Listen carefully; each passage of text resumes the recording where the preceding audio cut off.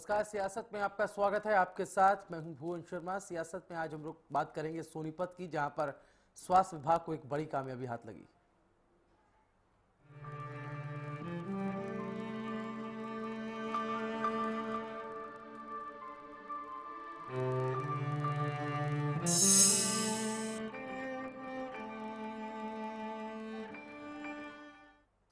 जी हां, सोनीपत के नरेला में स्वास्थ्य विभाग को बड़ी कामयाबी हाथ लगी है। विभाग ने यहां से लिंग जांच करने वाले 2 क्लिनिक्स गायत्री और नमन क्लिनिक का भंडाफोड़ किया है। पुलिस ने गायत्री क्लिनिक की संचालिका डॉक्टर गायत्री को मौके से गिरफ्तार कर लिया है, जबकि नमन क्लिनिक के डॉक्टर नमन फरार होने में कामयाब रहे।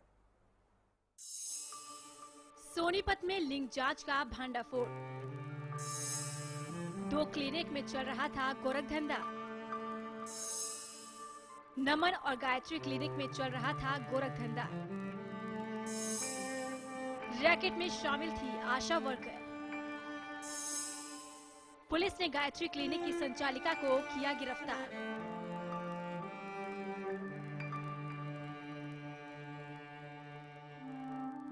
हाल ही में पीएम मोदी ने बेटियों के हक में राष्ट्रव्यापी बेटी बचाओ बेटी पढ़ाओ अभियान शुरू करने के लिए हरियाणा का चयन किया। बेटी बचाओ बेटी पढ़ाओ अभियान से लगा कि हरियाणा में सिकुड़ते लिंगानुपात में सुधार होगा, लेकिन उम्मीदें फिर रेत की तरह फिसल गई। अब सोनीपत के नरेला से स्वास्थ्य विभाग ने गायत्री और नमन क्लिनिक में चल रहे लिंग जांच का भंडाफोड़ किया है। पुलिस ने गायत्री क्लिनिक की संचालिका डॉक्टर गायत्री को लिंग जांच करते हुए मौके से गिरफ्तार किया है, जबकि नमन क्लिनिक के डॉक्टर नमन फरार होने में कामयाब रहे। रात को 10-11 बजे तक वहां आ रहे हैं और इन्होंने वहां ये रेड की है, जो ये रेड सफल हुई है। वहां पे जो डॉक्टर थे, डॉक्टर गायत्री, उन्होंने जो हमारे डिकॉय थे उनको बताया कि उनके गर्भ में एक लड़का है और उसके बाद ये रेड की गई और सफलता से पूर्ण की गई। अल्ट्रासाउंड मशीन वहाँ पे जो मौके पे मिली उसको सील कर दिया गया है और उसको केस प्रॉपर्टी बनाया गया। पुलिस ने इस रैकेट में शामिल और महिलाओं को लिंग जांच के लिए क्लिनिक लेकर आने वाली एक आशा वर्कर के खिलाफ पीएनडीटी एक्ट के तहत भी मामला दर्ज किया है। पुलिस की माने तो ये धंधा कई दिनों से चल रहा था। छापे के दौरान पुलिस ने क्लिनिक के काउंटर से लिंग जांच कराने वाली महिला को दिए गए 9,000 रुपए और अल्ट्रासाउंड मशीन को कब्जे में ले लिया है। बट अल्टीमेटली हमें पता लगा गायत्री हॉस्पिटल में जाके वो करा रहे हैं, तो वहाँ पे उनको पकड़ लिया वहाँ पे, और वहाँ जाके उनको देखा कि वहाँ गायत्री हॉस्पिटल में डॉक्टर गायत्री हैं और नमन हॉस्पिटल से डॉक्टर सुभाष हैं। इन दोनों ने उसका अल्ट्रासाउंड किया और ये पता लगा कि उसको बताया गया, सेक्स भी बताया गया, और सेक्स बताने के बाद और उसको पैसे दिए गए हैं 9,000 रुपये, और वहाँ भी उसको गायत्री हॉस्पिटल। देश के 15 जिले ऐसे हैं जहां लिंगानुपात बेहद खराब है, जिनमें से 9 अकेले हरियाणा के हैं। इस बात का उल्लेख पीएम मोदी पहले भी कर चुके हैं। असल में लिंगानुपात के लिहाज से 100 खराब जिलों में हरियाणा के 12 जिले शामिल हैं, जबकि पड़ोसी पंजाब के 11 जिले आते हैं। लेकिन लिंग जांच के इस मामले ने बेटियों से संबंधित सभी योजनाओं पर एक बार फिर से पानी फेरने का काम किया है। हरियाणा न्यूज के लिए सोनीपत से योगेश सूद की रिपोर्ट। तो यहाँ पर मामला सोनीपत के नरेला का, जहाँ पर 2 क्लिनिक पर स्वास्थ्य विभाग की टीम का छापा पड़ा और इस छापे में एक डॉक्टर को तो ले लिया गया, लेकिन दूसरे जो है वो भागने में फरार रहा है।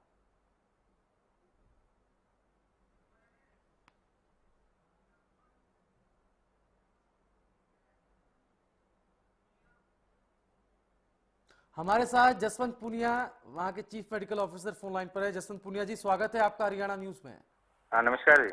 ये जो 2 क्लिनिक्स चल रहे थे, एक गायत्री क्लिनिक और दूसरा नमन क्लिनिक बताया जा रहा है, इन दोनों में लिंग जांच की बात भी कही जा रही है, गर्भपात की बात भी की जा रही है। इस तरह का गोरख धंधा सरेआम चलाया जाना, इस पर हालांकि नकेल स्वास्थ्य विभाग की टीम ने कसी है। आप क्या कुछ कहेंगे, आप किस तरह से देख रहे हैं इसको? हमें है या बराबर हमें यहाँ से इंफॉर्मेशन मिल रही थी हमारे सोनीपत जिले से कि हमारे केसेस को मतलब वहाँ पे ले जाया जाता है और कहीं कहीं मिली भगत से दिल्ली में या नरेला में बॉर्डरिंग एरिया पे ऐसे अल्ट्रासाउंड किए जाते हैं जिसमें बताया जाता है, लिंग जांच की जाती है। तो इसमें हमने एक डिकॉय तैयार किया और डिकॉय के तैयार करने से हमारे साथ वो पूरी टीम तैयार होकर गई। हमें तब तक ये नहीं मालूम था कि कहाँ पहुंचेंगे। हमें लगा कि हो सकता है हमारे हरियाणा के एरिया में, सफियाबाद का एरिया में हो।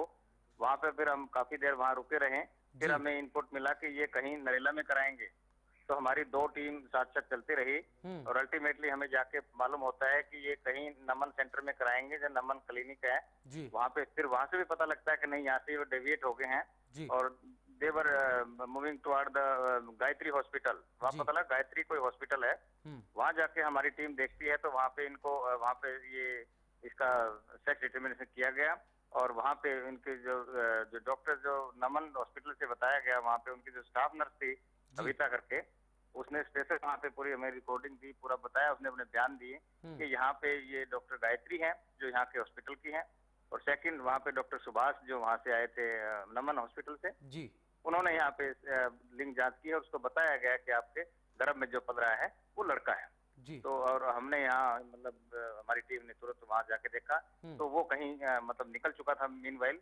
हम भी और वहाँ पे जो गायत्री थी वहाँ पर हमने पूरे हमारे सिटी मजिस्ट्रेट साहब हमारे साथ थे और उन्होंने फिर वहाँ की एरिया की पुलिस को लोकल को बुला करके उनकी मदद से हमने वहाँ पर फिर सभी को वहाँ पे जो अरेस्ट करवाया गया और वहाँ जाके उनकी FIR लॉन्च कराई गई आउटर नरेला में जी। तो इस तरह से हम इसको पकड़ने में कामयाब हुए। अदरवाइज हमें इनको मिल रहा था काफी दिनों से, बट हमें एक सही ढंग से डिकोय तैयार किया जिससे हमें ये सफलता मिली जी। जशवंत जी, आपने कहा कि लोकल पुलिस को बुला लिया गया, उनको हैंडओवर कर दिया गया, अब जो कार्रवाई होगी इस पूरे मामले को लेकर लीगल प्रोसेस जो है और जो कार्रवाई होती है, आपको लगता है कड़ी कार्रवाई होती है? क्योंकि इस तरह का अगर अंजाम दे रहे हैं ये क्लिनिक से डॉक्टर्स, तो कहीं ना कहीं ये इनके मन में भय नहीं है, ये कहा जा सकता है। बिल्कुल बिल्कुल, देखिए कहीं न कहीं तो नेक्सस तो था ही, जिसको तोड़ना बड़ा जरूरी था। हमें ये लग रहा था कि कहीं न कहीं ऐसा कुछ चल रहा है, तो इसमें ये मुझे लगा है, कल हमारी पूरी टीम ने देखा है कि नरेला पुलिस ने बड़ा कोऑपरेट किया है, वहाँ पे SSO साहब ने बड़ा अच्छा कोऑपरेट किया और वहाँ की जो SDM मैडम थी उन्होंने बड़ा कोऑपरेट किया और हमारी FIR लॉज वहाँ पे टाइमली जो ना हमारी इंटर हो गई और हमें बड़ा सहयोग मिला है। और मुझे लगता है कि अंडर PCP NDT एक्ट वहाँ की मशीन सील कर ली गई है, सीज कर ली गई है, तो there definitely we are hoping के बड़े अच्छे परिणाम आएंगे। आप उम्मीद जता रहे हैं। हमारे साथ राजीव लतान सोनीपत के उपायुक्त फोन लाइन पर हैं। राजीव जी, स्वागत है आपका हरियाणा न्यूज में। नमस्कार जी सर, नमस्कार। ये पूरा मामला भ्रूण हत्या को लेकर जिस तरह से सोनीपत के नरेला में स्वास्थ्य विभाग की टीम ने छापा मारा और 2 जो क्लिनिक हैं वहां पर अल्ट्रासाउंड की मशीनें थी जिन्हें जब्त कर लिया गया, इन पूरे मामले को लेकर आपका क्या कुछ दृष्टिकोण है? किस तरह से इन मामलों को लेकर कार्रवाई की जा रही है और जमीनी हालात क्या कुछ बयां कर रहे हैं? देखिए, जैसे आप जानते हैं कि लिंग अनुपात हमारे हरियाणा में बहुत कम है और सोनीपत जिले में और भी ज्यादा कम है, हरियाणा की एवरेज से भी कम है। ये जो हमने नरेला में रेड की है, ये एक इंटर स्टेट रेड रही है, जिसमें जो SDM नरेला और SHO नरेला है, इन्होंने बहुत ही हमें सहयोग दिया है और इनके सहयोग के बिना ये रेड सक्सेसफुल नहीं हो पाती जी। हमारे सिविल सर्जन साहब को इसके बारे में जानकारी मिली, उन्होंने डिकॉय बनाया और CTM साहब की अध्यक्षता में जो टीम है उन्होंने बहुत ही बढ़िया सराहनीय काम किया है और ये लोग बधाई के पात्र हैं कि इन्होंने इतनी अच्छी तरीके से डिकॉय किया और इस रेड को सक्सेसफुल बनाया। लेकिन कहीं ना कहीं जिस तरह आप CMO साहब से बात कर रहे थे कि डॉक्टरों को इस चीज का भय नहीं है, भय इसलिए नहीं है क्योंकि लोग खुद उनके पास जाते हैं। जब तक हम खुद सेंसिटाइज नहीं होंगे, सोसाइटी में अवेयरनेस नहीं लाएंगे, लड़के लड़की में भेदभाव करना बंद नहीं करेंगे, तब तक ये बातें इस तरह खत्म नहीं होंगी। लॉ एनफोर्समेंट जरूरी है, लेकिन सोसाइटी का माइंडसेट चेंज होना इससे भी ज्यादा जरूरी है। और जमीनी स्तर पर अगर आप देखें, ज्यादा गरीब लोग नहीं, ज्यादा जो पढ़े लिखे इंटेलिजेंट पैसे वाले लोग हैं वो सेक्स डिटरमिनेशन में जाते हैं। तो बहुत ज्यादा जरूरी है कि आज की डेट में हम सोशल मैसेज अच्छा दें, सोसाइटी में माइंडसेट का चेंज लाएं और बेटी बचाओ और बेटी पढ़ाओ को सिर्फ बोले ही ना, दिल से माने और उसको पूरा करने के लिए प्रयास करें। बिल्कुल राजीव, आपने जो बात कही है यहाँ पर आपने बहुत महत्वपूर्ण पॉइंट उठाया। आपने कहा कि जो आर्थिक रूप से सक्षम है या जो इकोनॉमिकली स्ट्रांग है वो क्लास भी कहीं ना कहीं वो जाती है लिंग परीक्षण कराने के लिए, और जब तक लोग जाएंगे तब तक इनका हौसला मजबूत होगा, ये इस तरह के काम करते रहेंगे। लेकिन चूंकि आप लोग इन पूरे मामले को लेकर शिकंजा कसते आए हैं, पहले भी इस तरह की रेड हुई है, इस तरह की छापेमारी की गई है, इस तरह के औचक निरीक्षण किए गए हैं, उससे कितना असर होता है? और जमीनी जो हालात है, मैं बार बार ये बात कह रहा हूं क्योंकि आपका सीधा ताल्लुक वहां से होता है, क्या आपको लगता है कि आखिर लीगली जो प्रोसेस है क्या और मजबूत होना चाहिए कानून को इनके खिलाफ? देखिए जैसे आप बात कर ही रहे हैं, जी। भय तो इससे बिल्कुल होता ही है। जिस तरह के रेड से लोगों में डर पैदा होता है, जो गलत लोग काम करते हैं उनको लगता है अभी सरकार बहुत ही गंभीर है इस मामले को लेके। लेकिन मेरे हिसाब से एक्ट को थोड़ी और ज्यादा पावर देनी चाहिए, जिससे कि हम एनफोर्समेंट ज्यादा अच्छी तरीके से कर पाए। जी, जसवंत पूनिया मेरे साथ जुड़े हुए हैं, सीएमओ जसवंत पूनिया साहब। एनफोर्समेंट अच्छी तरह से हो, कुछ और पावर्स दी जाए तो जो हकीकत और है, मतलब कोर में जाया जा सके और इस पर और ज्यादा अच्छे से शिकंजा कसा जा सके। क्या आप सहमत हैं? बिल्कुल सर, बिल्कुल सहमत हूँ मैं इस चीज, क्योंकि इसमें बिल्कुल इन्फोर्समेंट करने की जरूरत है। और ये इसके जो पीसीपीएनडीटी जो हमारी जो रूल है, इसको भी जो अगर सही ढंग से इम्प्लीमेंट कर देते हैं और इसमें मतलब कोर्ट से भी बड़ा सहयोग मिलता है, तो इससे बड़े अच्छे परिणाम आएंगे। और ये जरूरी है कि इसमें दिल्ली बॉर्डर से एरिया पे, जहाँ बिल्कुल डीसी साहब बिल्कुल सही कह रहे थे, ये जो बेल्ट है हमारे, इसमें मिडिल क्लास से लेके और अच्छे सेक्शन जो है इसमें कहीं कहीं लिप्त है। और इसमें प्रावधान जितना स्ट्रॉन्ग से स्ट्रॉन्ग होगा तभी जाके इसमें अच्छे परिणाम आएंगे। बहुत शुक्रिया आपका, आप दोनों का हमारे साथ जुड़ने के लिए। तो बहुत महत्वपूर्ण बात यहाँ पर उठाई कि एनफोर्समेंट पावर जो है वो और ज़्यादा जीत दी जाए। जो ज़मीन पर काम करने वाले लोग हैं, जो शिकंजा कसने वाले लोग हैं, उनको ताकत और दी जाए ताकि इस तरह के मामले जो हैं और उजागर हो पाएं। हमारे साथ कांग्रेस से बीबी बत्रा साहब फोन लाइन पर है। बत्रा साहब, स्वागत है आपका हरियाणा न्यूज़ में। हाँ जी, हाँ जी, हाँ जी। सर, सोनीपत का ये वाकया, जहां के नरेला के 2 क्लिनिक पर छापेमारी आज हुई, स्वास्थ्य विभाग की टीम ने छापेमारी की है। लिंग परीक्षण यहाँ किया जा रहा था अवैध तौर पर, अल्ट्रासाउंड की मशीनें वहां से जब्त की गई हैं। भ्रूण हत्या पर ब्रेक लगाने की कोशिश के तहत इसको देखा जा रहा है। आप किस तरह से इस पूरे मामले को लेते हैं? चूंकि वहां के सीएमओ और उपायुक्त से भी हमने बात की तो उन्होंने कहा कि हमने इस पूरे वाकये को बहुत ही अच्छे से अंजाम दिया है, बहुत ही अच्छे से वहां दबिश दी गई है। एक मैसेज तो जाता है कि अगर स्वास्थ्य विभाग की टीम अलर्ट है तो कहीं ना कहीं क्लिनिक और डॉक्टर्स पर भय रहता है कि वो अवैध काम ना करें। लेकिन लोग की मानसिकता पर भी सवाल उठ रहे हैं कि लोग अगर जाएंगे तो उस तरह के मामले सामने आते रहेंगे। नहीं, निश्चित रूप से चलो सरकार की शक्ति अच्छी है, पर बात ये आपकी ठीक है कि लोगों की मानसिकता को कैसे चेंज करेंगे। और उसके बाद अब तो और भी एवेन्यू लोगों के पास खुल गए। यहाँ तक के देखने को आया है कि लोग तो नेपाल की सैर करने लग गए कि नेपाल में जाने के लिए कोई बंदिश नहीं है, कुछ नहीं है। और वहाँ पर कोई ऐसा सेक्स डिटरमिनेशन टेस्ट के ऊपर भी कोई पाबंदी नहीं है और आने जाने में कोई पाबंदी नहीं है, तो वो लोग एवेन्यू यूज करेंगे। एक्चुअली बात यह है कि इन्होंने छापेमारी अच्छी होनी चाहिए, पर बीच में एक बात बड़ी इम्पोर्टेंट थी कि जिन्होंने ये मुख्यमंत्री जी और प्रधानमंत्री जी बेटी बचाओ का काफी बखान कर रहे थे। उनमें की मंत्री जी जो मेनका गांधी ने एक प्रपोजल रखा था कि कोई भी बर्थ अगर रजिस्टर्ड होता है तो उसके पहले प्रेगनेंसी भी रजिस्टर्ड होनी चाहिए। तो वो उस काम है कि जब प्रेगनेंसी का एक सर्टिफिकेट आएगा और उसके बाद that should be free to the person कि कोई सेक्स डिटरमिनेशन की टेस्ट करे, कुछ करे। इस तरह के कानूनी प्रावधानों को टोटल इम्प्लीमेंट किया जा सके, इस तरह के प्रावधान बनाने चाहिए। पीएनपी एक्ट एंड जो है उसमें कोई ज्यादा डिजायर्ड रिजल्ट्स नहीं दिए हैं एक्चुअली। और कई बार ये देखा गया है कि कुछ डॉक्टरों को फंसाया भी जाता है। चलिए, बहुत शुक्रिया बीबी बत्रा साहब आपका हमारे साथ जुड़ने के लिए। तो कई फर्जी केसेस भी देखे जाते हैं, इस तरह इशारा जो है कांग्रेस नेता बीबी बत्रा ने किया। लेकिन इस पूरे मामले को लेकर जो बड़ा मुद्दा है वो ये कि आशा वर्कर भी इसमें इन्वॉल्व बताई गई, इस पूरे केस में इन्वॉल्व बताई गई, जिनका जिम्मेदारी स्वास्थ्य सुविधाओं की बहाली की होती है, जनता तक स्वास्थ्य सुविधाएं पहुंचाने की होती है। अगर वो इन चीज़ों में इन्वॉल्व रहे तो अपने आप में सिस्टम पर भी एक बड़ा सवालिया निशान उठ खड़ा होता है। वक्त एक छोटे से ब्रेक के उस पार ये बहस लगातार जारी।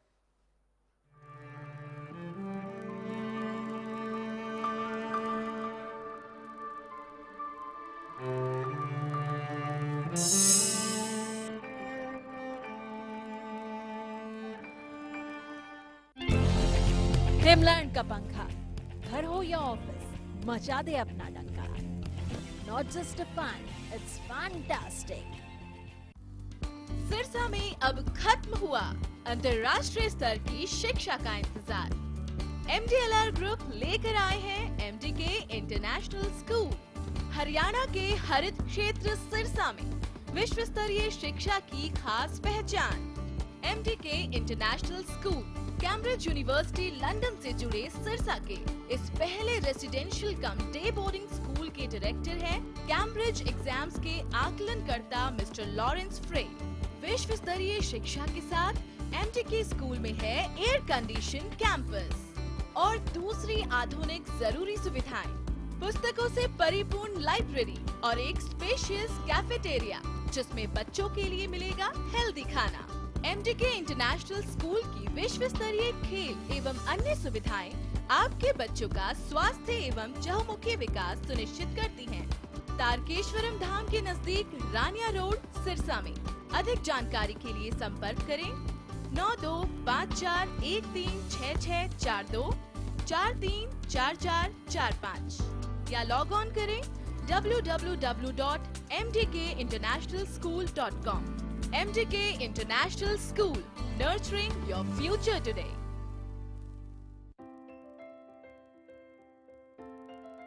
वाओ किंग, वाह आंटी, आप भी हरियाणा किंग देसी घी का इस्तेमाल करते हो? हाँ बेटा, मैं भी अपनी फैमिली के लिए भरोसा करती हूँ सिर्फ हरियाणा किंग देसी घी पर। हेल्थ का रखो ख्याल, हरियाणा किंग देसी घी का करो इस्तेमाल। हाँ, यह पौष्टिक और शुद्धता के साथ साथ देता है बेजोड़ स्वाद और बेहतरीन खुशबू की गारंटी। हरियाणा किंग शुद्ध देसी घी। Largest campus, more than 1800 students, well-equipped workshops and labs, advanced courses, more than 30 PhD holder and experienced faculties. For more information, log on our website. Contact us for admission. Arni University, bringing ambition in life.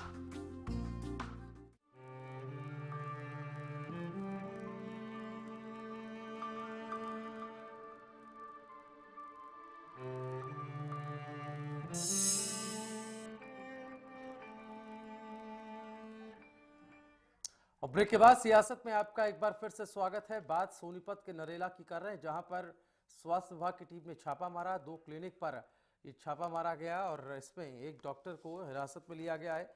लिंग परीक्षण यहां कराया जा रहा था। दूसरी तरफ जो है वो भ्रूण हत्या का पूरा मामला, आखिर मानसिकता कब बदलेगी, इस पहलू को भी हम उठा रहे हैं। लेकिन सरकार कितनी सक्षम है, प्रशासन कितना सक्षम है, इस पर भी हम बात करें। सुनीता दुग्गल हमारे साथ बीजेपी से जुड़ गई हैं। सुनीता जी, स्वागत है आपका हरियाणा न्यूज में। जी नमस्कार जी, सोनीपत की बात है। नरेला में 2 क्लिनिक चल रहे थे जिसमें अवैध तौर पर लिंग परीक्षण की जा रही थी। अल्ट्रासाउंड मशीनें जब्त की गई। आशा वर्कर इसमें इन्वॉल्व थी, कुछ आशा वर्कर जो है वो मदद करती थी। इस पूरे घटनाक्रम को आप किस तरह से लेती हैं? क्योंकि वहां के CMO भी हमारे साथ जुड़े थे, उपायुक्त भी हमारे साथ जुड़े थे। उनका कहना था कि हमने इस पूरे घटनाक्रम को अंजाम दिया, हमने दबिश दी, स्वास्थ्य विभाग की टीम ने छापा मारा, उन लोगों को हिरासत में लिया गया। इस तरह की रेड जब होती है, इस तरह की औचक निरीक्षण जब होते हैं, तब कहीं ना कहीं एक मैसेज जाता है, डर पैदा होता है। लेकिन जब तक हालात नहीं बदल सकते, जब तक लोगों की मानसिकता नहीं बदलेगी, ये पहलू वहां से निकल करके आया है। देखिए, इसमें तो कोई दो राय नहीं कि मानसिकता जो है जब तक नहीं बदलेगी तब तक जो है हम, वो बिल्कुल ठीक है बात कि सरकार जो है अपनी तरफ से पुरजोर कोशिश करती रहेगी और इस तरह की छापे लगाती रहेगी, इस तरह की दबिश देती रहेगी और नाजायज अगर कहीं हो रहा है तो उसको जरूर पकड़ेगी। लेकिन हम तब तक कामयाब इन चीजों में नहीं हो सकते जब तक कि मानसिकता जो है वो नहीं बदलेगी। मानसिकता को बदलना आज जो है वो बहुत ज्यादा जरूरी है और उसके लिए भी जो है सरकार पुरजोर कोशिश कर रही है और उसी का ही ये परिणाम है कि आज जगह जगह पर अगर आप नोटिस करें, स्कूलों में, कॉलेजों में, जगह जगह पर आज बेटी बचाओ बेटी पढ़ाओ आंदोलन जो है वो चल रहे हैं और हमारी सरकार की तरफ से भी जगह जगह पर ये प्रोग्राम चल रहे हैं, जो कि हमारे प्रधानमंत्री माननीय मोदी जी जो है वो पानीपत में शुरू करके गए थे। तो ये दोनों तरफ से जो है सरकार अपनी पूरी कोशिश में है कि किस तरह से जो है वो स्कूलों में, कॉलेजों में बच्चों के पास जाकर उनको ये समझाया जाए कि आज का जो बच्चा है वो कल का भविष्य है। वो अगर आज उनकी मानसिकता को हम बदलने की कोशिश करेंगे कि भ्रूण हत्या जो है वो पाप है, भ्रूण हत्या नहीं करनी चाहिए। बेटियां किसी भी मामले में बेटों से कम नहीं है। तभी जाकर जो है जब वो अभिभावक बनेंगे, जब वो माता पिता बनेंगे, तो उनके दिमाग में ये बात आएगी कि जो बात कही गई थी वो नहीं थी।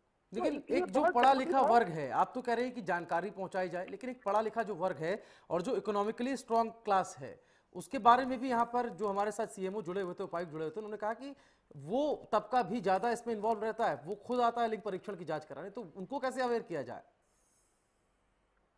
देखिए, ये तो दुर्भाग्य है कि जो पढ़ा लिखा तबका है वो भी अगर इस तरह से सोचता है कि भ्रूण हत्या जो है उसमें कोई गलत नहीं है करने में, तो ये तो हम कह सकते हैं कि हमारे समाज का दुर्भाग्य है जी। क्योंकि हम ये सोचते हैं कि हम अगर पढ़ाई लिखाई या एजुकेशन देंगे तो उससे एक उनको इस चीज का मैसेज मिलेगा कि इसमें कुछ भी गलत नहीं है और भ्रूण हत्या जो है वो रोकना चाहिए।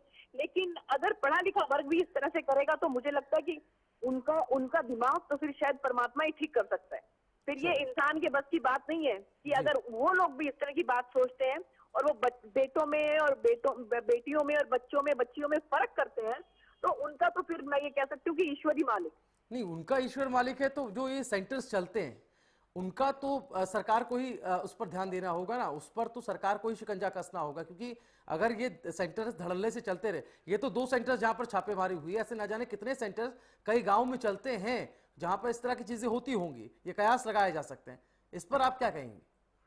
नहीं, देखिए आप, ये तो जब से भारतीय जनता पार्टी की सरकार बनी है, हमारे माननीय मुख्यमंत्री श्री मनोहर लाल खट्टर जी के नेतृत्व में, और हमारे जो स्वास्थ्य मंत्री हैं अनिल विज जी, उनकी तो इतनी दहशत है कि कहीं पे भी जो है मुझे समझ में नहीं आ रहा कि किस तरह से इन्होंने हिमाकत करी कि अभी भी ये लोग इस तरह के अवैध जो है वो चला रहे हैं अपने जो इनके जो इस तरह का सिस्टम है।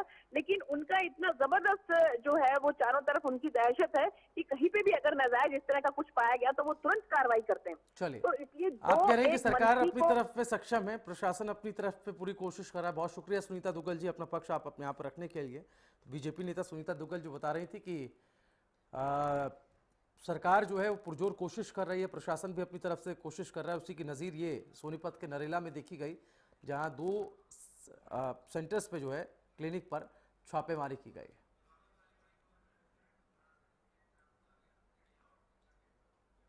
चलिए सीधा रुख करते हैं इस वक्त की बड़ी खबर का। कालावानी से हम आपको लगातार ये बड़ी खबर बता रहे हैं, जहां हरियाणा न्यूज का एक बड़ा खुलासा सामने आया है। हम आपको बता दें, हरियाणा न्यूज के संवाददाता से रिश्वत की पेशकश वहां के नायब तहसीलदार ने की थी, जैसा कि हम लगातार इस खबर पर बने हुए हैं और आपको बताया था नायब तहसीलदार ने रिश्वत की पेशकश जो है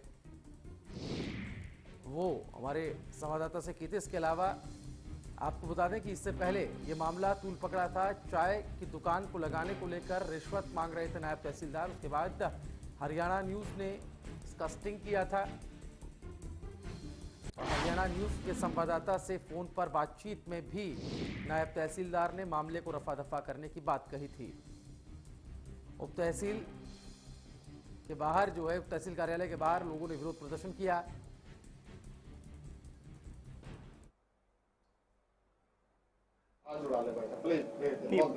हरियाणा न्यूज पे भेजिए अभी चलते हैं।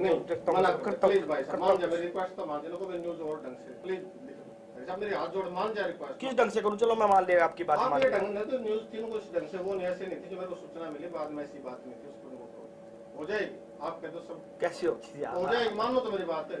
अब हमको मैसेज गलत सूचना दे देते हैं, डीसी को सुनो ये बात हम कह देते सर वो सूचना इस ढंग से नहीं थी, इस तरह से। यहाँ तो प्रेस वाले भाई साहब आपने सब कुछ बोल देते हैं।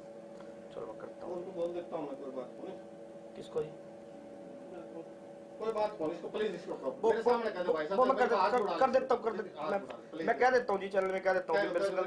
चलो मैं कह दूंगा ये, नहीं अभी मेरे सामने। चलो मैं फोन करता हूँ उस तरह ढंग से, और लोकल अखबार में भी ना लगाओ भाई साहब। सारे सुनो, जिले मान भाई साहब, तहसील मानता जगदीश जी आपको मानता हूँ भाई साहब, झूठ नहीं बोलता भाई साहब, परमात्मा को याद करके करता हूँ मैं, कभी वो नहीं करता।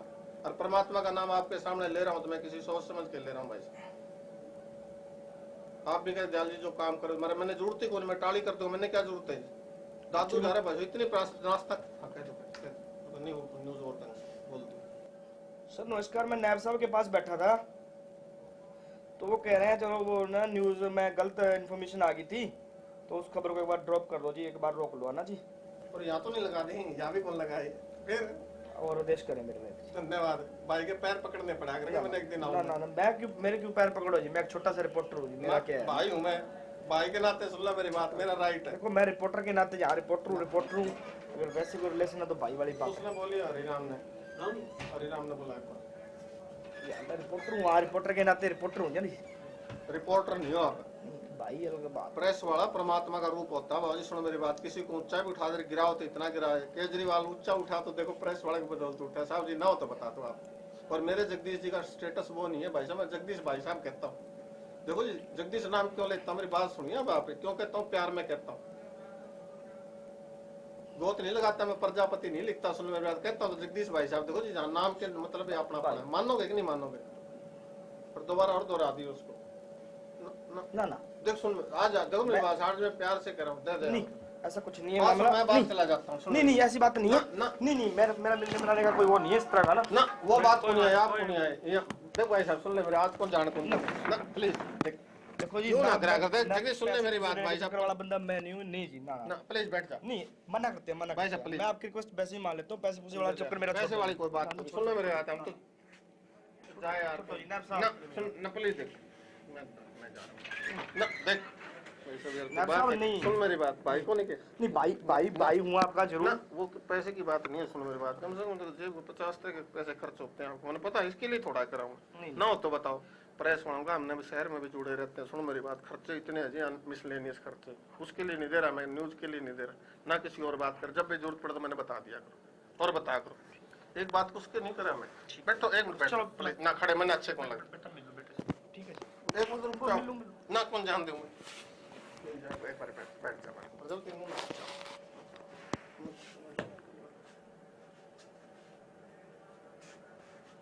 बरतोगे ना अपनी बात, झूठ नहीं मतलब लंबे पर आपसे सीधी सी बात करता मैं, शोभा नहीं देता भाई के नाते। सुन ले मेरी चैनल से फोन आ रहा है, बात कर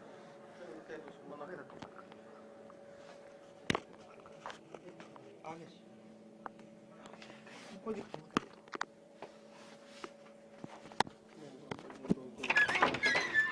बातचीत हुई, जरा ये पहले आप विस्तार से बताएं।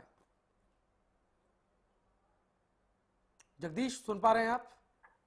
जी जगदीश, मैं जानना चाहूंगा और हरियाणा न्यूज के दर्शक जानना चाहेंगे, ये फोन पर जो स्टिंग हुआ है, ये ऑडियो रिकॉर्डिंग हुई है, क्या कुछ बातचीत हुई? थोड़ा स्पष्ट तौर पर आप बयां करें। जी बिल्कुल, मैं बताना चाहूंगा कि जैसे हमने आज दोपहर में हरियाणा न्यूज पर एक खबर दिखाई थी कि नायब तहसीलदार ने 1.5 लाख रुपए की रिश्वत मांगी थी चाय वाले से, उसको लेकर नायब तहसीलदार का फोन जो मेरे पास आया और मुझे बुलाया गया कि आप आओ, हम बैठ के मामला सुलझा लेंगे। और उन्होंने मेरे को बार बार प्रेशर दिया कि आप खबर जो है रखवाएं, उसके लिए मैं जो आप कहेंगे मैं करने को तैयार हूं। और मुझे पैसे तक देने की जो रिश्वत रूप में जो राशि देने का प्रयास बार नायब तहसीलदार कर रहे थे। जी आगे क्या कुछ कहा, कन्विंस कैसे किया आपको, ये क्या कुछ कहा गया? मामले को दफा करने की बात कही गई, जब आपने कहा कि ये खबर जो है वो अब मीडिया में जाएगी और आपका जो भंडाफोड़ है भ्रष्टाचार को लेकर वो हो जाएगा। जी बुमन, मैं बताना चाहूंगा कि जैसे ही नायब तहसीलदार के पास मैं पहुंचा तो मैंने कहा कि ये जो खबर थी जो मैं हरियाणा न्यूज पे चला चुका हूं, लेकिन नायब साहब ने एक बार यही बात दोहरा रहे थे कि आप मीडिया से हो, मीडिया के लोग बहुत बड़े होते हैं, मीडिया ने केजरीवाल तक को चढ़ा दिया, आप सब कुछ कर सकते हो। मैं डीसी साहब को कई बार गलत रिपोर्ट देता हूं और जो रिपोर्ट हमारे से गलत चली जाती है हम दोबारा रिपीट करते हैं, सर ये खबर इस तरह से नहीं थी, इसको ऐसे किया जाए, आप भी इस तरह से करो। जब उसी समय मैंने हरियाणा न्यूज के हमारे जो इनपुट के इंचार्ज है मुकेश जी, तो उनसे भी उनसे बात की कि सर इस तरह का मामला ये कर रहे हैं, वो कॉल मेरे को बार प्रेशर कर रहे थे कि कॉल करो, क्योंकि मैं उनको विश्वास में लेना चाहता था। मैंने कॉल की मुकेश जी की, इस तरह की खबर जो थी वो नायब साहब कह रहे हैं वो प्लीज रुकवा दो, बल्कि जबकि मुझे हरियाणा न्यूज की टीम के हमारे जो इंचार्ज थे मुकेश जी, उनकी ओर से जो स्टिंग के लिए स्पेशल बोला गया था, हरियाणा न्यूज की जो पूरी टीम थी इसी काम में दोपहर से लगी हुई थी। तो नायब साहब ने उसी समय कहा कि केजरीवाल की तरह चढ़ा दो, आप मीडिया से हो, मुझे पता है मीडिया के लोग मेरे पास सभी पत्रकार साथी आते हैं, वो अपने जो पैसे हैं वो लेके जाते हैं, आप भी हमें बताएं, कोई बात नहीं भाई साहब, जैसा आदेश करोगे, जब जरूरत हो, जितने की जरूरत हो आप आए, कोई दिक्कत नहीं, हम मिलजुल के काम करेंगे, अच्छी तरह से काम करेंगे। जी चलिए जगदीश, बहुत शुक्रिया आपका तो जगदीश प्रजापति हमारे संवाददाता जिनको रिश्वत की पेशकश की नायब तहसीलदार ने, जब उनका भंडाफोड़ हुआ एक चाय की दुकान को बनाने उसको स्थापित करने को लेकर जिस तरह से रिश्वत की मांग नायब तहसीलदार ने की थी, ये खबर जब हमने दिखाई, जोर शोर से इस खबर को उठाया गया, वहां के विधायक साहब से भी हमने बात की, तो उस मामले को लेकर जब हरियाणा न्यूज के संवाददाता से उनकी बात हुई तो संवाददाता को रिश्वत की पेशकश नायब तहसीलदार ने की। बातचीत के अंश हमने आपको सुनाए जिसमें उन्होंने कहा कि इस मामले को रफा दफा किया जाए। तो किस तरह से मामला तूल पकड़ता जा रहा है आप साफ तौर पर देख सकते हैं कि अपनी गलती के ऊपर एक और गलती नायब तहसीलदार करते जा रहे हैं, और जो कि इस ऑडियो रिकॉर्डिंग में कैद हो गया है। ये स्टिंग ऑडियो का हम आपको दिखा रहे हैं जिसमें हरियाणा न्यूज के संवाददाता से बातचीत हुई है। कालांवाली के नायब तहसीलदार की दुकान खोलने के लिए रिश्वत की मांग की थी, वहां से विवाद बढ़ा था। उसके बाद जब पब्लिक डोमेन में मामला आया, मीडिया में मामला आया, तो नायब तहसीलदार जो है हतप्रभ हो गए, हाथ पांव फूलने लगे, तो हमारे संवाददाता को ही रिश्वत की पेशकश करने लगे। वो बातचीत हमने आपको सुनाई। तो हरियाणा न्यूज का एक बड़ा खुलासा जिसमें हरियाणा न्यूज के संवाददाता से कालांवाली के नायब तहसीलदार ने उनको रिश्वत की पेशकश की। इससे पहले चाय की दुकान को खोलने को लेकर नायब तहसीलदार ने रिश्वत की मांग की थी। मामला तूल पकड़ा तो मामले को रफा दफा करने के लिए हरियाणा न्यूज के संवाददाता से बात की नायब तहसीलदार ने, तो मामले को रफा दफा करने का जो है प्रेशर यहां पर डाला गया। उसकी एवज में संवाददाता को रिश्वत देने की बात भी कही गई।